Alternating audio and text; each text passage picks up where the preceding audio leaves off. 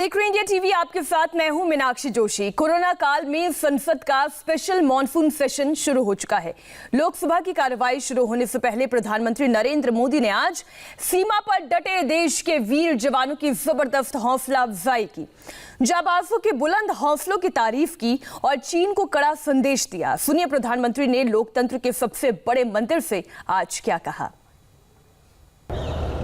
एक लंबे अंतराल के बाद आज आप सबके दर्शन हो रहे हैं। आप सब कुशल हैं ना?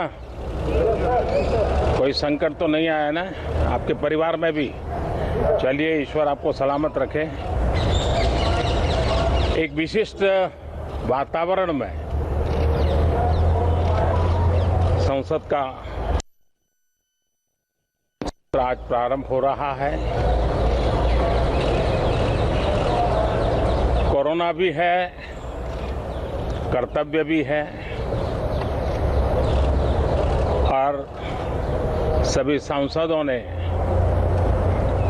कर्तव्य का रास्ता चुना है। मैं सभी सांसदों को इस पहल के लिए बधाई देता हूं, अभिनंदन करता हूं और धन्यवाद भी करता हूं। बजट सत्र समय से पहले ही रोकना पड़ा था और अब संसद की कार्रवाई शुरू हो रही है। आप सीधी तस्वीरें देखिए। मुझे सभा को भारत के पूर्व राष्ट्रपति और भारत रत्न श्री प्रणब मुखर्जी के दुखद निधन के बारे में सूचित करना है। भारत रत्न श्री प्रणब मुखर्जी ने, जिन्हें हम आदर से प्रणब दाबी के नाम से संबोधित करते हैं, देश में वर्तमान युग के महानतम राजनेताओं में से एक थे। मात्र 24 वर्ष की अवस्था में उच्च सदन के सदस्य बने पूर्व राष्ट्रपति भारत रत्न प्रणब मुखर्जी सच्चे अर्थों में लोकतंत्र की मूल भावना के उपासक थे। वे एक प्रभावी वक्ता, कुशल प्रशासक और सफल राजनेता थे। संसदीय परंपराओं और इतिहास के संबंध में उनका ज्ञान और अनुभव अद्वितीय था। विभिन्न पदों पर रहते हुए राष्ट्र सेवा का उनका 5 दशकों से भी अधिक का अनुभव रहा। वे एक लोकप्रिय नेता थे जो अपनी बुद्धिमत्ता, विद्वता, राजनीतिक कौशल के साथ साथ एक उत्कृष्ट वक्ता के रूप में भी जाने जाते थे। प्रत्येक राजनीतिक दल में उनका सम्मान और आदर था। सदन में होने वाली बहसों को वे बहुत महत्व देते थे। संसद के केंद्रीय कक्ष में अपने विधायी भाषण के दौरान उन्होंने सभी पार्टियों के विशिष्ट वक्ताओं का नाम लेकर कहा था कि उनके भाषणों ने उनके व्यक्तित्व को गढ़ने का काम किया। उनका विचार था कि भारत का संविधान मात्र एक कानूनी दस्तावेज नहीं है, बल्कि देश के सामाजिक आर्थिक परिवर्तन के लिए मैग्ना कार्टा के समान है। अपने लंबे राजनीतिक जीवन में स्वर्गीय प्रणब मुखर्जी ने देश के राजनीतिक घटनाक्रमों का अवलोकन ही नहीं किया, बल्कि उसमें सक्रिय भूमिका भी निभाई। कालांतर में अपने दीर्घ अनुभवों, विशद ज्ञान को उन्होंने पुस्तक के माध्यम से हमारे साथ साझा किया। ये पुस्तकें वर्तमान भारत के राजनीतिक और आर्थिक इतिहास के दस्तावेज हैं। लोकतंत्र, संविधान और राजनीति को लेकर साझा किए गए उनके विचार आने वाले समय में हमें मार्गदर्शन करेंगे। श्री प्रणब मुखर्जी का निधन नई दिल्ली में 31 अगस्त 2020 को 84 वर्ष की आयु में हुआ। माननीय सदस्यगण, मुझे सभा को अपने साथी श्री एच बसंत कुमार और विख्यात गायक पंडित जसराज तथा 13 पूर्व संसद सदस्यों की दुखद मृत्यु के बारे में भी सूचित करना है। श्री एच बसंत कुमार तमिलनाडु के कन्याकुमारी संसदीय क्षेत्र में वर्तमान सदस्य थे।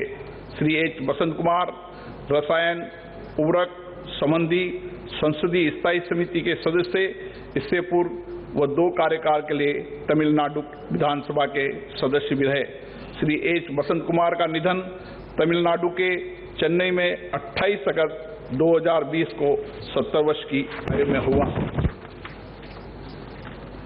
पंडित जसराज जी एक सुप्रसिद्ध शास्त्रीय गायक और भारत में लब्ध प्रतिष्ठित सांस्कृतिक दूतों में से एक थे।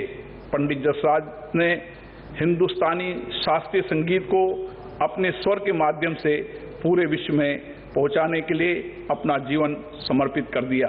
पंडित जसराज को हिंदुस्तानी शास्त्रीय संगीत में उनके योगदान के लिए वर्ष 1975 में पद्मश्री, वर्ष 1990 में पद्म भूषण, वर्ष 2000 में पद्म विभूषण पुरस्कार दिया गया। साथ ही भारत सरकार ने उन्हें संगीत नाटक अकादमी पुरस्कार से भी विभूषित किया। पंडित जसराज का निधन 90 वर्ष की आयु में संयुक्त राज्य अमेरिका के न्यू जर्सी में 17 अगस्त 2020 को हुआ। श्री गुरदास सिंह बादल पंजाब के फजिल्का संसदीय निर्वाचन क्षेत्र से 5वीं लोकसभा के सदस्य थे। श्री गुरदास सिंह बादल वर्ष 1967 से 1969 तक पंजाब विधान परिषद के सदस्य थे। श्री गुरदास सिंह बादल का निधन पंजाब के मोहाली में 15 मई 2020 को 88 वर्ष की आयु में हुआ। डॉक्टर नेपाल सिंह सोली लोकसभा के सदस्य थे, जो उत्तर प्रदेश के रामपुर संसदीय निर्वाचन क्षेत्र का प्रतिनिधित्व करते थे। वह नियम समिति, मानव संसाधन विकास संबंधी समिति, अन्य पिछड़े वर्गों के कल्याण संबंधी समिति के सदस्य रहे। इससे पूर्व डॉक्टर नेपाल सिंह उत्तर प्रदेश विधान परिषद में 5 कार्यकाल के लिए सदस्य थे और उन्होंने उत्तर प्रदेश सरकार में माध्यमिक शिक्षा और भाषा मंत्री के रूप में कार्य किया। वे उत्तर प्रदेश विधान परिषद में विपक्ष के नेता थे। डॉक्टर नेपाल सिंह का निधन उत्तर प्रदेश के मुरादाबाद में 22 मई 2020 को 79 वर्ष की आयु में हुआ। श्री अजीत जोगी 12वीं लोकसभा के सदस्य थे, जिन्होंने मध्य प्रदेश के रायगढ़ संसदीय निर्वाचन क्षेत्र का प्रतिनिधित्व किया। 14वीं लोकसभा में छत्तीसगढ़। संसद की कार्रवाई शुरू हो गई है। प्रणब मुखर्जी जी को याद किया गया। सत्र शुरू होने से पहले आज प्रधानमंत्री नरेंद्र मोदी ने एक संदेश भी दिया। आपको सुनवाते हैं वो संदेश क्या था। एक लंबे अंतराल के बाद आज आप सबके दर्शन हो रहे हैं। आप सब कुशल हैं ना? कोई संकट तो नहीं आया ना आपके परिवार में भी? चलिए, ईश्वर आपको सलामत रखे। एक विशिष्ट वातावरण में संसद का आज प्रारंभ हो रहा है। कोरोना भी है, कर्तव्य भी है और सभी सांसदों ने कर्तव्य का रास्ता चुना है। मैं सभी सांसदों को इस पहल के लिए बधाई देता हूं, अभिनंदन करता हूं और धन्यवाद भी करता हूं। बजट सत्र समय से पहले ही रोकना पड़ा था। इस बार भी दिन में 2 बार, एक बार राज्यसभा, एक बार लोकसभा, समय भी बदलना पड़ा है। सैटरडे संडे भी इस बार कैंसिल कर दिया गया है, लेकिन सभी सदस्यों ने इस बात को भी स्वीकार किया है, स्वागत किया है और कर्तव्य पथ पर आगे बढ़ने का फैसला किया है। इस सत्र में कई महत्वपूर्ण निर्णय होंगे अनेक विषयों पर चर्चा होगी और हम सबका अनुभव है कि लोकसभा में जितनी ज्यादा चर्चा होती है, जितनी गहन चर्चा होती है, जितनी विविधताओं से भरी चर्चा होती है, उतना सदन को भी, विषय वस्तु को भी और देश को भी बहुत लाभ होता है। इस बार भी उस महान परंपरा में हम सभी सांसद मिलकर के वैल्यू एडिशन करेंगे, ऐसा मेरा विश्वास है। कोरोना से बनी जो परिस्थिति है उसमें जिन सतर्कताओं के विषय में सूचित किया गया है,